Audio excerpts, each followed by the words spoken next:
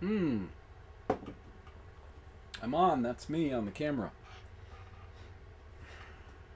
So I'm just going to start talking. I know there's nobody here, and I didn't schedule this. I didn't tell anybody. Um, this is pretty much entirely so I can check how the new settings that I put on my computer and the OBS software are going to work out. So, um, pretty much it's going to be one of those things where I can watch back and see if I've got too much lag or not because I want to do the live stream again tomorrow. So, I'll sit here and not really do much of anything for a few minutes and see if anybody joins, which is okay if nobody does. That's fine. But this is mostly to see if we're going to be smooth for tomorrow or not. So, hope so. Because I've watched some videos on how to set things up between OBS and my PC. And I'll be honest with you, the funny thing is, ever since I started doing live streams a year or two ago, was when I first started trying them. They have always, been laggy. And I wasn't too sure about that. It's not as though I've got junky hardware.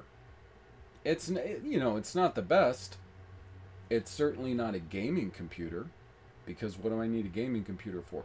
However, the computer that I bought a few years ago, it's only a few years old. It's a Dell Inspiron. It's not a piece of junk. Good processor. I put more RAM in it since I bought it. Lots of RAM. And really, the whole point was just so I could run a number of programs at one time, mostly like word processor, um, Acrobat DC, LibreOffice with multiple large files with, if you think about it, um, the files for LibreOffice, they're not. And I'm sorry, I am looking at the screen. I know my camera's here, but I'm trying to monitor to see what's going on. I'll probably stay on screen before I switch to the screen for just a few minutes. Um, just because when I watch this back, I want to see how everything is, audio and video wise. And I mean, from the way I understand it, it is definitely more work for any software to process live video as opposed to processing the screen. That's why I don't understand why, when I tried live streaming last time, I had so many problems, even when I was doing um, the screen capture. So, um, hey, Ricketson, thanks for showing up. This is like the title said. It's a test.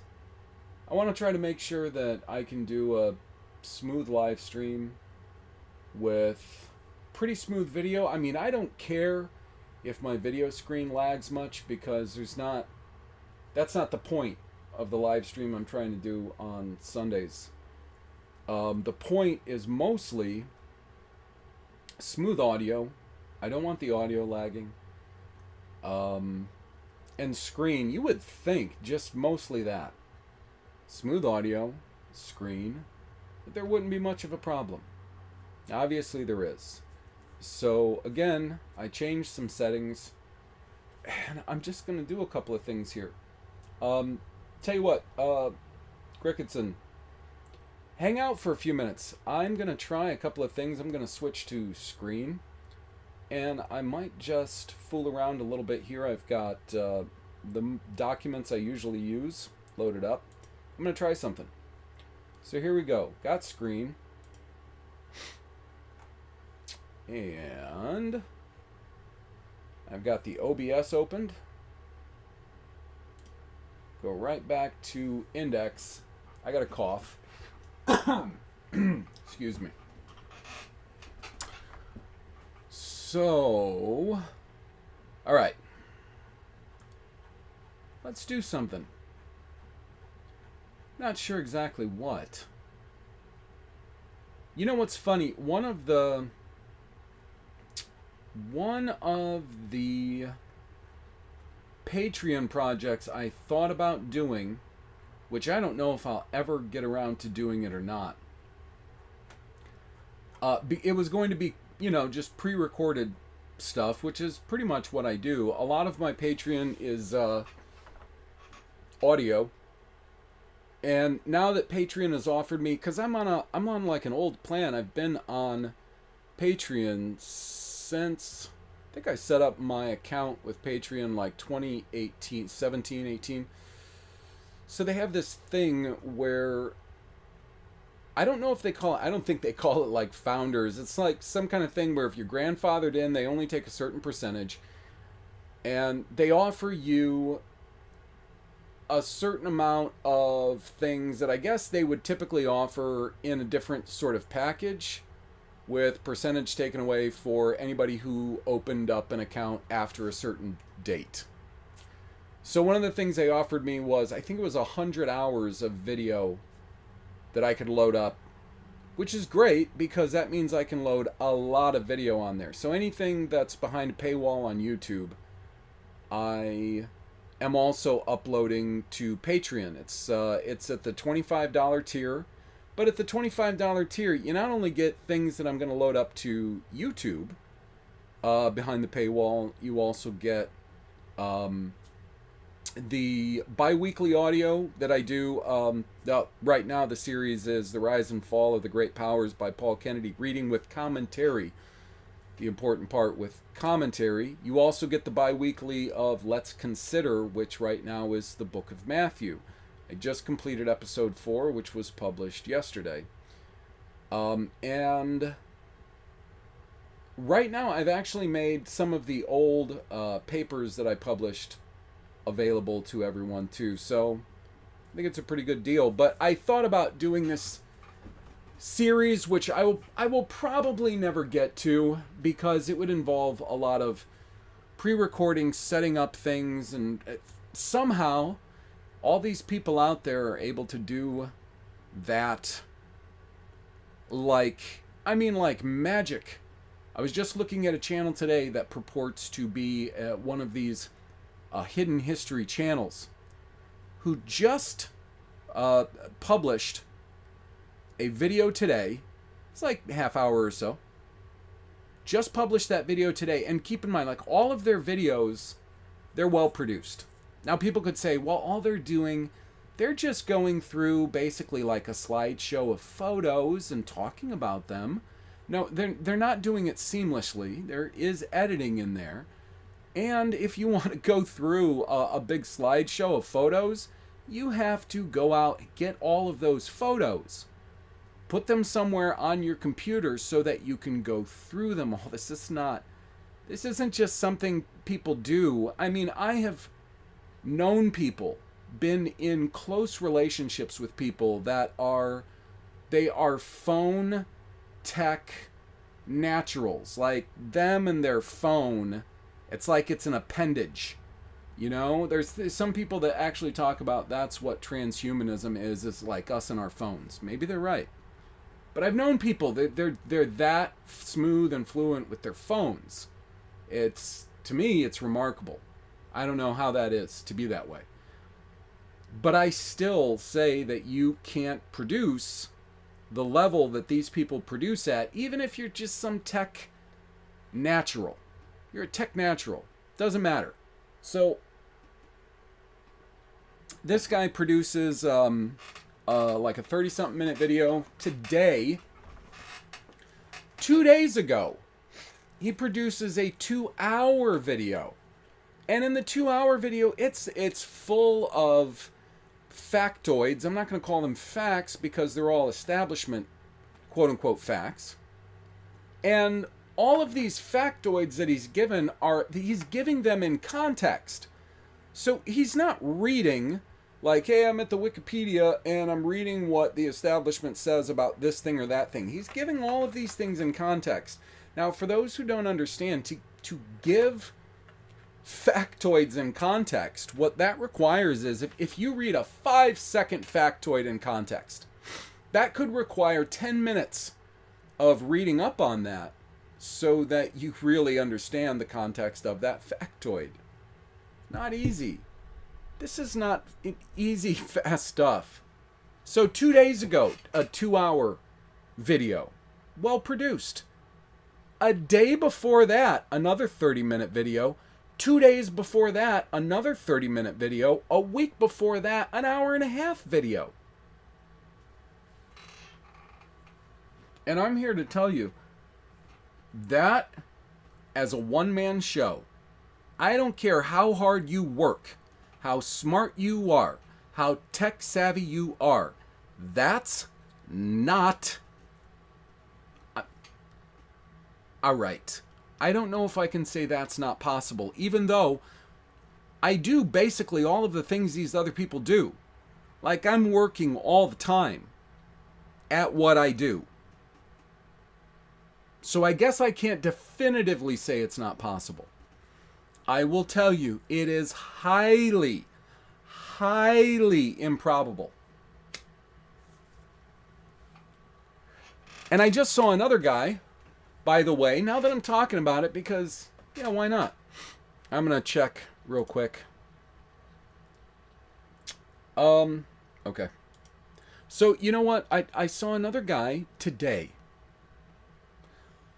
who was talking about books that are being released in that whole field, you know, of hidden history and all that.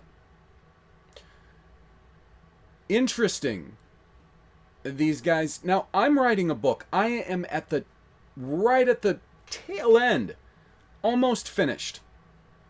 I've done all the original research myself on a topic no one else has written on in earnest. I've read a few books where little bits and pieces, where they question geography regarding the Bible and whether or not it fits in the Levant. Little bits and pieces. They don't make a serious effort. I mean, even Commons Beaumont, like, 50 plus years ago, he produced Britain, the Key to World History. If you want to go and search for the PDF, please do, but I'm telling you right now, there's a lot to that that's interesting. It will raise a lot of questions in your mind. But when he gets into the actual geography part, it's very, very weak. He doesn't phone it in. I'm not saying that. But it is quite weak, and Commons Beaumont is not a fringe author or journalist. And he is a journalist. And he worked for very big publications like Daily Mail kind of stuff, okay? He's not fringe. So, yeah, I'm right at the tail end of that, doing all of the original research, all of the writing, and actually creating all of the maps myself, because I didn't want anybody to be able to say there's copyrighted content in there whatsoever. Everything from start to finish I've done. And it's taken years now. I started coming up with the ideas for the book that's nearly finished now years ago. 4 years? 4 years? 5 years? Some people who've been listening to me that long could tell me how long ago it was. It was a long time ago that I started the inception of those ideas. And I literally had probably close to a half a book done a couple of times before I realized that there were problems in our basic understanding of geography and the Bible that were so profound that I had to scrap all the work that I had done and start again. One of those things is directions.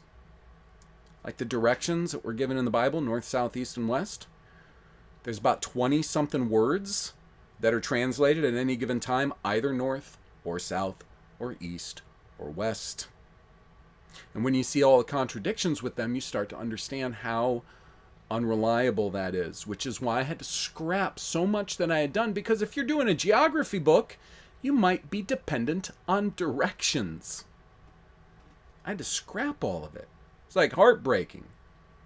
But had I gone forward with it, I would have produced a product, in my opinion, that was lacking, that was highly lacking. And so the people who got that book and read it and used it would still be behind the 8 ball. And I thought that was irresponsible. So I had to scrap it all. I did that with directions. They caused me to have to scrap it all. And let's see.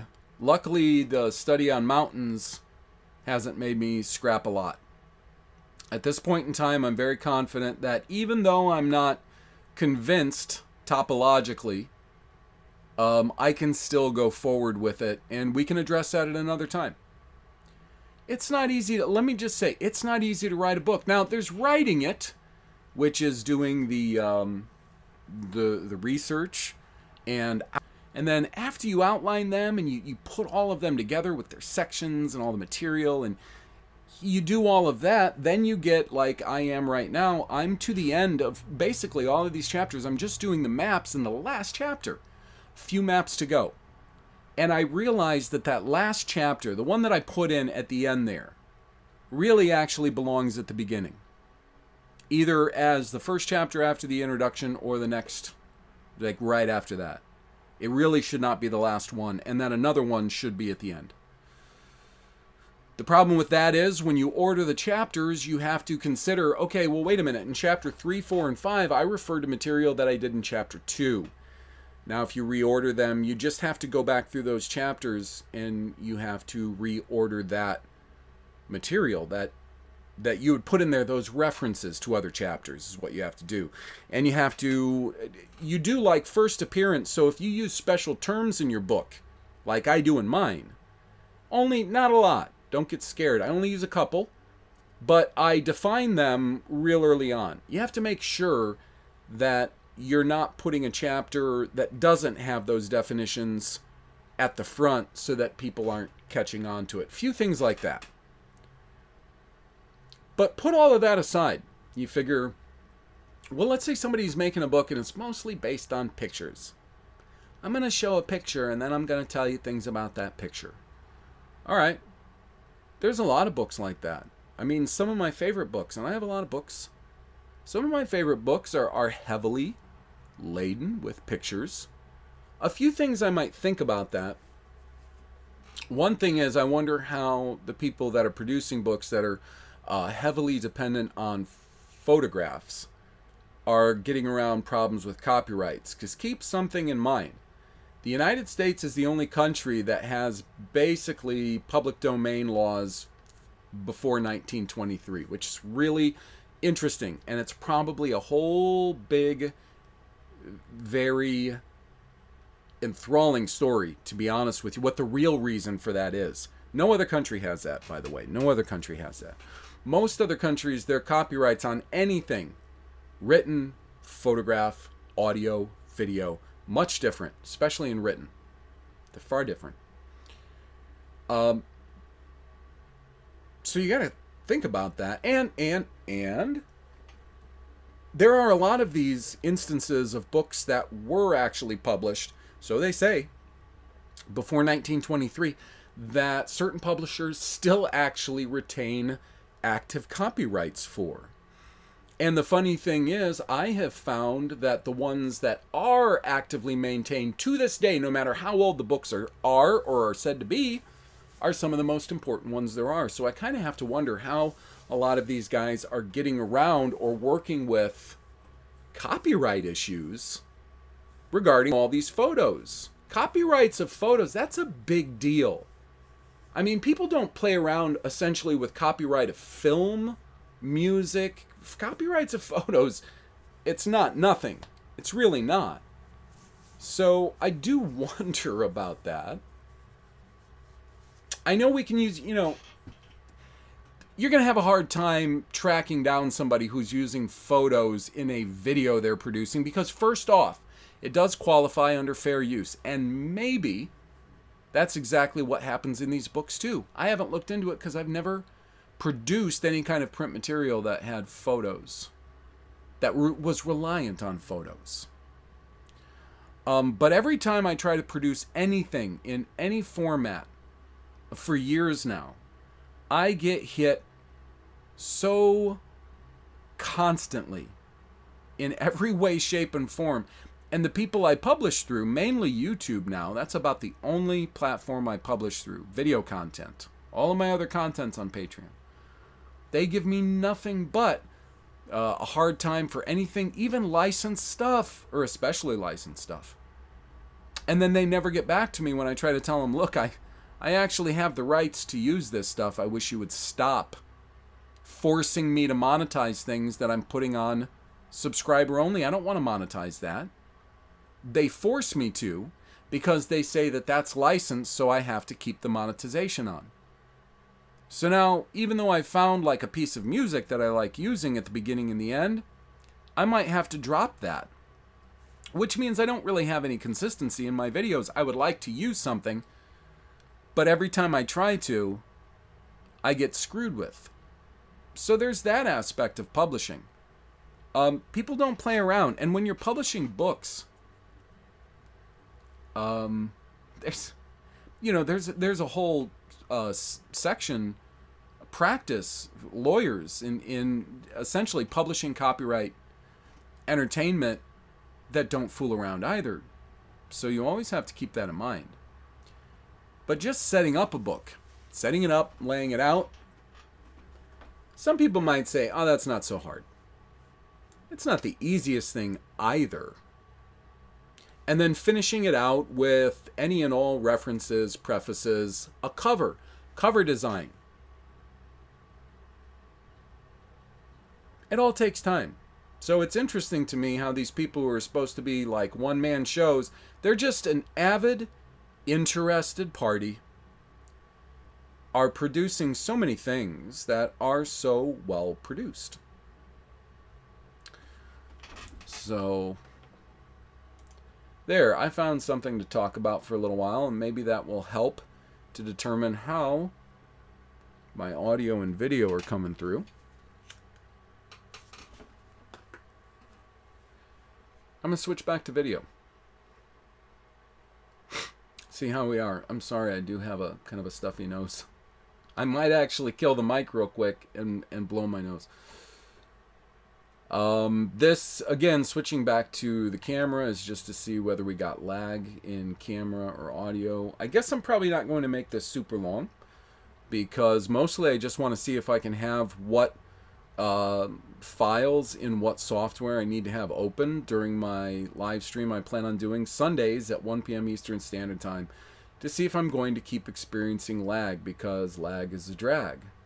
So, one moment.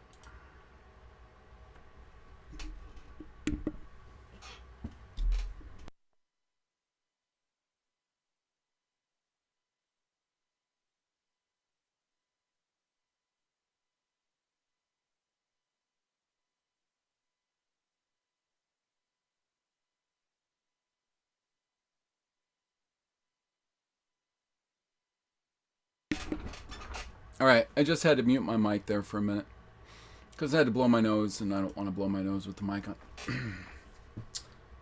That's great. Thank you, Gricketson. No lag the whole time you've been here. Not any in the audio. I know I've been on screen for a lot of that time, so it'd be hard to tell, but that's okay.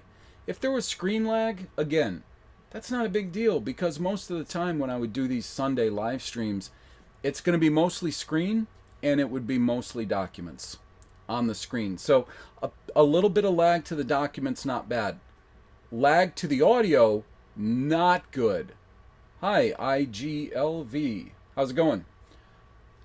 So yeah, that's the thing I'm trying to avoid. The audio lag is just the worst. Thank you. All right, good. That's good to hear. So hopefully the settings that I implemented are going to work well, and Sunday we'll be able to do this without the sort of, it seemed really problematic. Last Sunday I actually lost the stream. That wasn't good. And I had to start a second one. Um, don't want to do that again because I actually want to start that series at a certain point and just go forward instead of worrying about these the technical issues that keep coming up. Hi Nayeli, how are you? Thank you for joining me. This is a test. So, you know what? Give me a second. Since we're here, let me switch back to screen. And I keep looking at my screen instead of the camera. Here, I'll look at the camera. I'm going to switch back to screen. And I might be able to grab onto something I was thinking about doing. See if we can make this worthwhile anyways. So, one moment, please.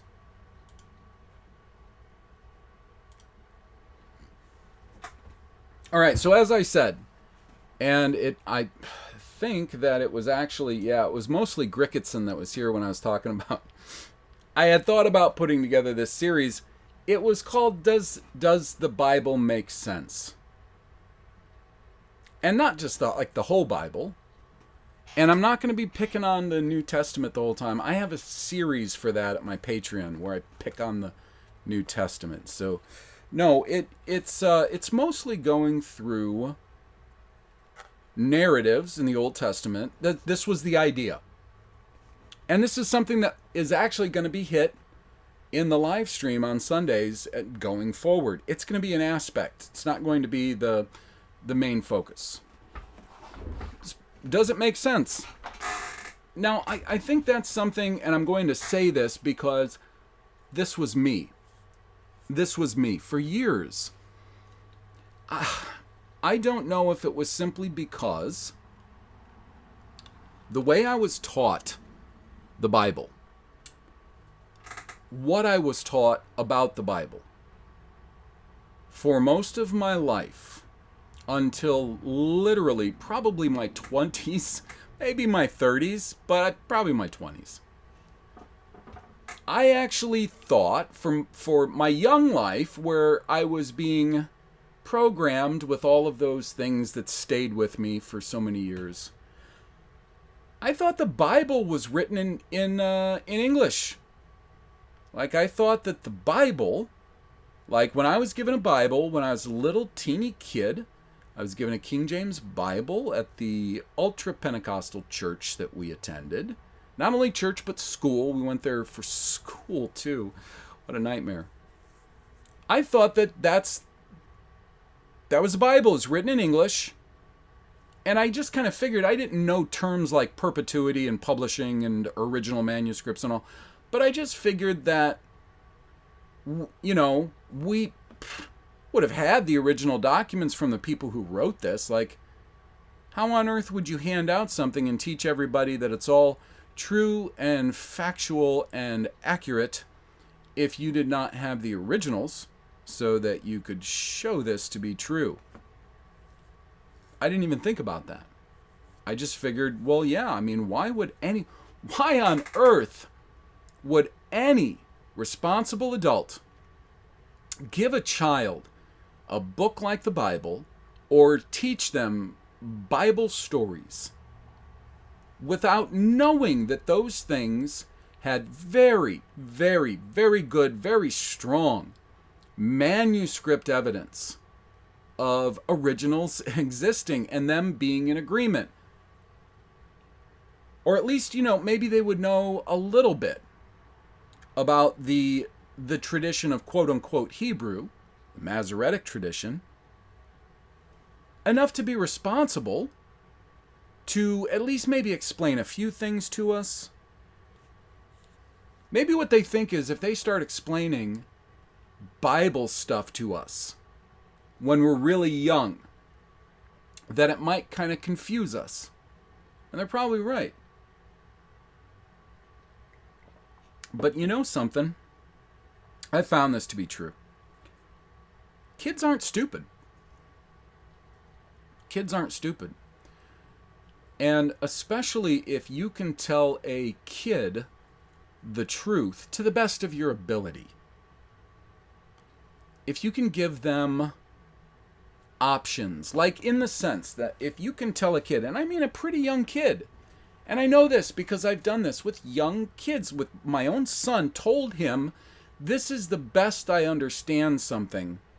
Here are the options.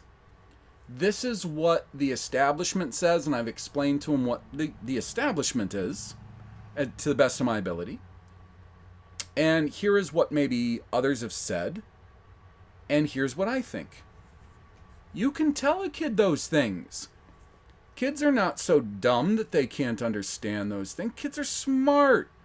Kids' brains they're great. They're like a fresh machine. All the parts have been well taken care of and they're in good condition.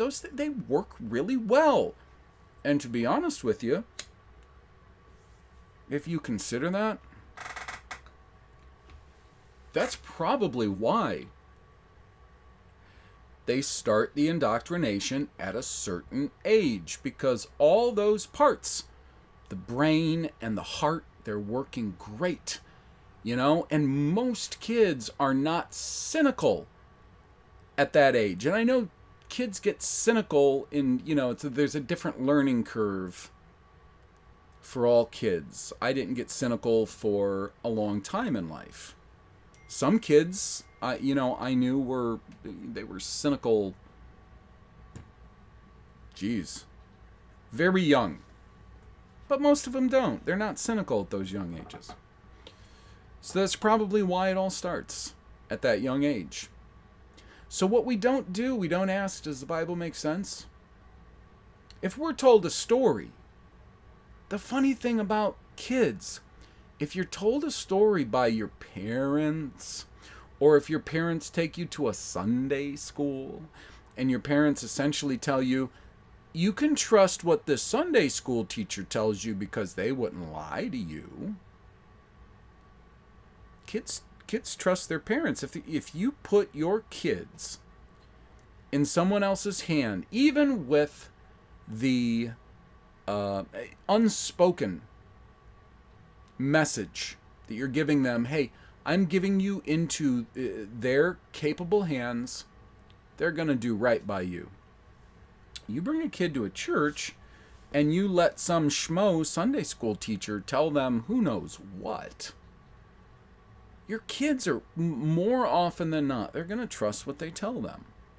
Same with any school you put them in, whether it's a public school or any sort of private school, whatever. If you put them in the hands of those other people, in a sense, you really are giving those other people consent. And then they start telling them stories from the Bible. Western white kids, that is the religion of Western whitishness, is Christianity more than any other religion. Okay? You get around the world to other peoples, and other religions can dominate other cultures far more. But if we're talking about the West, it's Christianity. Whether it's Catholicism or Protestantism. Like I said, we were in a Pentecostal, a super Pentecostal. But what do we hear? When we're little kids, we go into these Bible classes and stuff. God created the earth in a week. He created the earth in 7 days. Now, that's easy enough to believe. Even as you grow up, it's easy enough to believe, to be honest with you. I can still believe it to this day. I can believe it because he's... All right, well, because he's God. And if he's God and he's all-powerful, well, of course he could create everything in 7 days. Are you kidding me? He could create everything in 1/1,000,000th seventh of a second. What's the issue? There's not an issue. But then there's some oddities. But they're just things we don't think about. Oddities of when things were created. Stuff like that. What might have been in the garden, why man and woman might have been in the garden, why the hell were they naked? How is not having clothes on somehow better or more pure? And then, you got to get into all kinds of wacky ideas that you don't even see in the Bible, but you have to. Because how else are you going to make sense of them?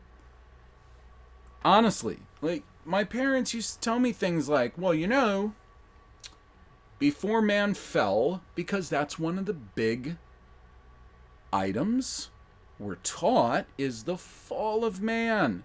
Everything was perfect.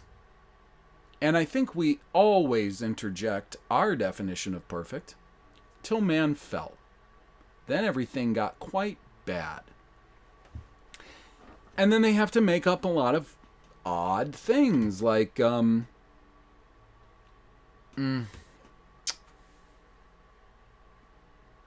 you ask, was everything perfect before man fell? Yes. Yes, everything was perfect. And nothing died. And nothing was bad. So, I guess trying to think back to when I was a little kid. So, were there, like, I hated mosquitoes. We lived right next to a creek. Probably actually a canal. You check it on a map, just like a canal. They called it a creek. Lots of mosquitoes. So what about mosquitoes? Because, like mosquitoes, they live to suck the blood of their victims. And that's their sustenance, their nutrient, they can't live without blood. They're a blood drinking organism. They are designed to drink blood. Now, if we're to believe that everything was like perfect in some sense, and then man fell and made everything imperfect, did mosquitoes still suck blood before man fell? Because nobody likes mosquitoes, and the act of them sucking blood and everything, it kind of implies death, because one thing is feeding off the other. If anything fed off of anything, it implies death. Well, how were lions created? And I literally, I had people, when I was a kid, when you trust people, I had people tell me things like, all predators, they probably weren't predators before the fall. They probably ate apples and didn't have sharp predatory teeth. And none of that makes sense. And the reason that it doesn't really make sense is that when we look at the world, when we look at an ecosystem, we can see that predators within an ecosystem are a very good and natural part of that system. They're not bad. Try to get something closer to home. So, me living in Michigan, let's just say, like a chicken hawk or an osprey or something, always hanging around looking for smaller, easier birds for them to catch, kill, and eat. They're not doing anything wrong. They're doing what they were designed to do. Any bird, most birds, really. They're all predators. Well, maybe not. But for the most part, predatory birds. It's just some prey on other birds. Perfectly natural. They're not doing something that's upsetting the ecosystem. They're doing things that are absolutely good and part of the ecosystem. What about not just vultures, but carrion birds in general? They essentially eat nothing but animals, meats that they were already killed. They perform a valuable service, as do flies, laying their eggs in that meat that has been killed. They put their maggots in there, and those maggots do what? They eat the rotting stuff.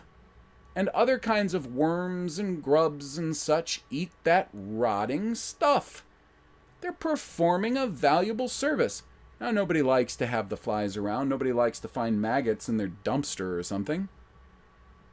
But the only reason you would have maggots in there is because maybe you put something in there that you shouldn't have. They're all performing a valuable service. As much as I don't like bugs, yeah, I gotta hand it to them. All the bugs out there, they're doing what they're supposed to do. They can be pests. Raccoons can be pests.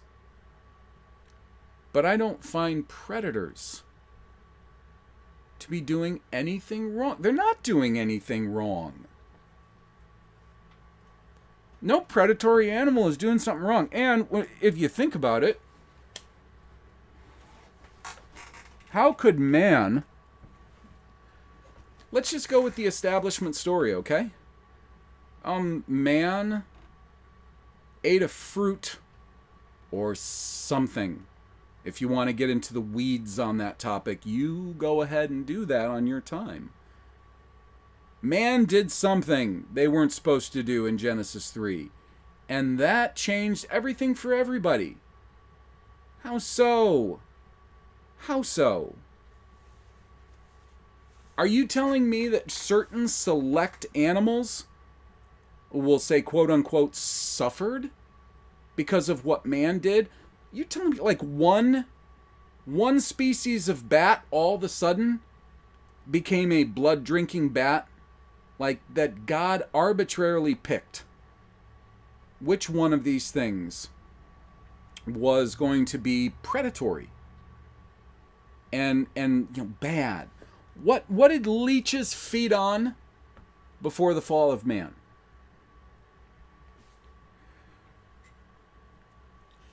And the idea that...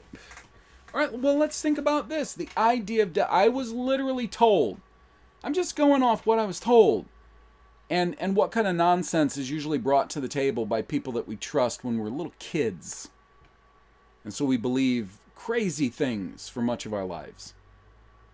That, there was no death. And I mean, let's be honest. The Apostle Paul backs that up in Romans.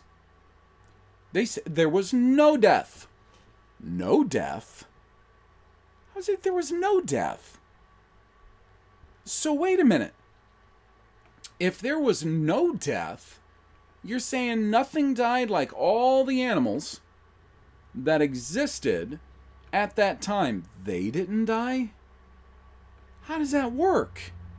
Like, were they all created at just the perfect age, and they never would have died if Adam and Eve hadn't done whatever they did in Genesis 3 to cause all of that death to come upon the world?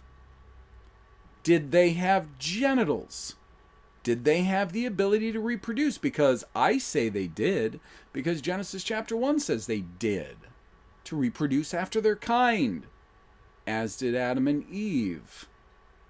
So how full, how ridiculously full would the world have gotten if man hadn't fallen? And then if you come back with that and say, but God knew man was going to fall, he knew man was going to fall right away, so he set up man to fail. And then we get back into determinationism, Calvinism, weird ideas. It's just things like that don't really make a lot of sense. And it's not rabbit trailing to start with, say, the first few chapters of Genesis and go to that, even though I do have to pull from material that we see in the New Testament, because the New Testament is affecting everyone's lens that they're looking at all the material in the Old Testament through, no matter if you want to believe the New Testament or not. You can at least admit that just about all of our perceptions about the New Testament is based on the Old Testament. I'm sorry, everything in the Old Testament based on the New Testament. Let me just check chat here real quick. Hi hitchhikers, how are you? Thank you for joining us. As the title says, this is a test, but I'm trying to make it worthwhile a little bit by talking about you. Mosquitoes drink nectar from flowers. Mosquitoes drink blood from my body. That's why when I swat them and they've just been drinking from me for like 30 seconds, the blood splatters everywhere. So that's the thing. It's really tough. And I don't think my parents are the oddballs, that told me a lot of these stories about what animals were like before the fall. I think a lot of parents do that because they're trying to come up with something. They've got an inquisitive kid, right? And the kid's inquisitive because kids are smart. That's why they're so inquisitive. They're smart. And most of them tend to be really honest. And I wish we would stop telling them nonsense that we didn't understand. I would have rather my parents told me something like, well, to be honest, there are a lot of problems there. And look, I'm not going to pretend that I know the answers to all of those problems. But here's some of the options. And then my parents just, told me, here's the options, here's what those things might have meant. Here's what I think maybe they meant. That would have been good. I think I would have been way ahead of the curve as I went forward in life, had my parents just told me that. And the funny thing is, I wouldn't for a second have thought any less of them, like when I was just a little guy. They didn't have to make themselves seem smarter than they were. Kids don't really, they don't care or think about those things like how smart is my parent or anything. They simply trust their parents. So, when parents tell them things that are irresponsible, because parents are trying, parents, they're trying to work out why they believe what they believe, and for some nightmare of a reason, they tend to like manifest that in the often crazy stuff they tell their kids.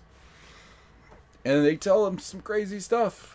And I really hope that I've not told any kids I was able to tell like crazy stuff.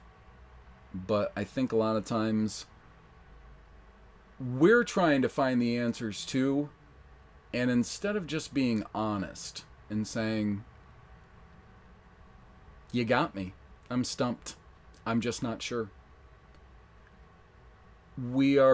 I think we're so desperate to want to be right about our beliefs, especially if those beliefs involve things like the afterlife. Is there or isn't there an afterlife? If there is an afterlife, I hope it's a good afterlife. I hope I'm not rolling a rock up a hill for all of eternity. We're oftentimes so desperate for certain things that we hope for to be true that we tend to want everyone around us to co-sign our bullshit. And the worst part about that is when we tell our kids things that we can't prove or aren't necessarily true. And because we're hoping that we can get a gang together as our kids get older and they'll all co-sign our bullshit as they get older. They don't, though. That's especially if, especially the worst thing you can do is to bullshit them. Because then as they get older, they will realize you bullshitted them. And then they're not going to be on your side. Now, true, some of the slower ones might not realize that for a long time. And some of the ones who have a more gentle spirit might just be forgiving about that. That's true too. But a lot of kids are going to realize you told them a lot of stuff based on no good information. None. And they, they might be hurt because of that. They might emotionally be hurt. And the thing is, they've got every reason to feel hurt because if you lie to them, because you're trying to somehow not just wrestle with things that you want to be true, but you want to speak them into reality, the things that you really want. You really want an afterlife in a certain way.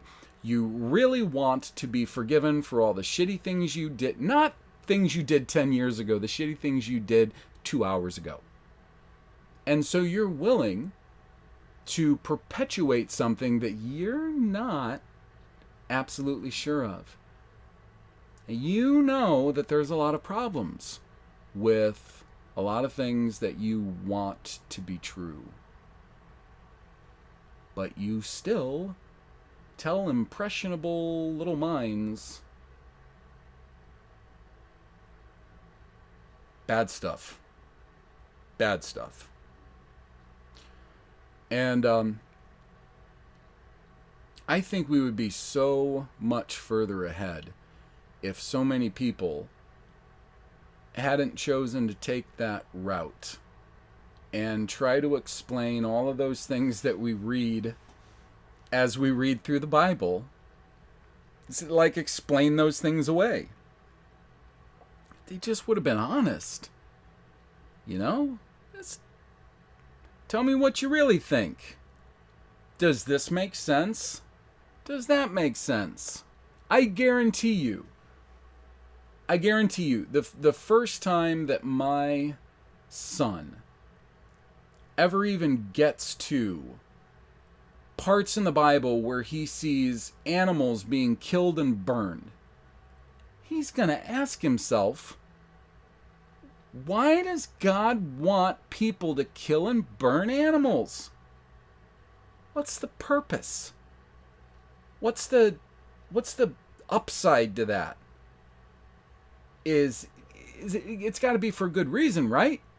Because I don't understand that good reason. I mean, I wouldn't just kill and burn an animal. I wouldn't kill it and disembowel it and burn its bowels for some arbitrary reason, which my son would probably not use the word arbitrary until he learned that word. I guarantee you, he's going to think something like that. He's going to say certain things. They don't really seem to make any sense. Why? Why? Look, I'm not going to get into it because I'm going to make this short, and I'm just going to tell everybody that showed up. I appreciate you showing up because I needed the feedback pretty bad to know if I'm good to go forward with my live stream that's going to be on Sundays, 1 p.m. Eastern. But you know, once I started getting honest about those things, I think I advanced just intellectually and as a person. Leaps and bounds. Whether I'm right or not in my current conclusions, I don't think that's really the main point. I don't. I think really the main point is the honest part. The honest part. And if I can just be honest about things and say, this I don't understand, here's why I don't understand it. In concept, here's why I don't understand it. Or this I don't believe. Why don't you believe it? Because I don't think there's enough evidence for it. Or the parties who say there's enough evidence for it, I can't trust them. Even if that means I say that I can't trust anything. Even if I have to say, I don't know if I believe anything. Oh no. It's choppy. Oh no. That makes me sad. Is the audio what's choppy? Or is the video choppy?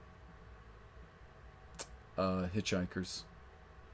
Guide to... I know the R doesn't mean galaxy. What's choppy? Both audio and video? And was it choppy when I had it just on the screen and was just doing audio? Ah! Small lags. Small lags ain't bad because last time it was giant lags. Can anybody tell me if we were pretty good though on the audio? Like when I put it on screen, not video, just screen. And I was just talking, was it pretty smooth? Our audio, pretty good. It's just video. Okay. No, that's good because I won't be using the video a lot in the live stream. I won't be using it a lot in live stream. The video be mostly the screen. So, oh, that's good. Thank you. Thank you, hitchhikers. So, yeah, sorry about that, but again, I won't be using the video a lot. It'll be mostly screen and audio. This was good. Just a good test. I'm not going to continue it very long because it was mostly to test, make sure we're good.